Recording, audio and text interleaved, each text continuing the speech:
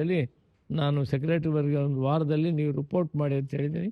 ಆಮೇಲೆ ಸೆಕ್ರೆಟರಿವರು ಪ್ರತಿ ವಾರಕ್ಕೂ ಒಂದು ಸಾರಿ ಈ ಪರಿಸ್ಥಿತಿಯನ್ನು, ಈ ಗಂಭೀರವಾದ ಪರಿಸ್ಥಿತಿಯನ್ನು ಸರಿ ಹೋಗೋ ತನಕ ಅವರ ಲೆವೆಲ್ನಲ್ಲಿ, ಸೆಕ್ರೆಟರಿ ಲೆವೆಲ್ನಲ್ಲಿ ಪ್ರತಿ ವಾರಕ್ಕೂ ಒಂದು ಮೀಟಿಂಗ್ ಮಾಡ್ತಾರೆ. ಆಯಿಲ್ ಕಂಪ್ನಿ ಜೊತೆಯಲ್ಲಿ ಟೈಮ್ ಟು ಟೈಮ್ ಏನಾಗ್ತದೆ ಅಂತ ನಮಗೆ ರಿಪೋರ್ಟ್ ಮಾಡ್ತಾರೆ.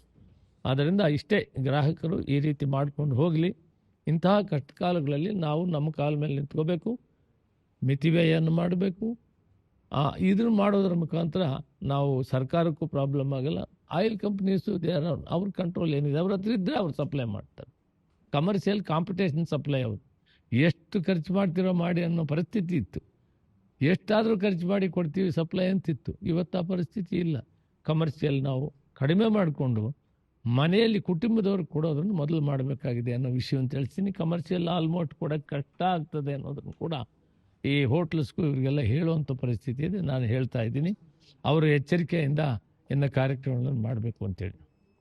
ಮತ್ತೆ ನಾವು ಮುಂದೆ ನಾವು ಮಾಡಿಕೊಳ್ಳುವಂಥ ಕಡೆ ಗ್ರೀನ್ ಎನರ್ಜಿನ ಹೆಚ್ಚು ಒತ್ತು ಕೊಡಬೇಕು. ಕರ್ನಾಟಕ ಏನು ಕಡಿಮೆ ಇಲ್ಲ, ಸಾಕಷ್ಟು ಮಾಡಿದ್ದೀವಿ.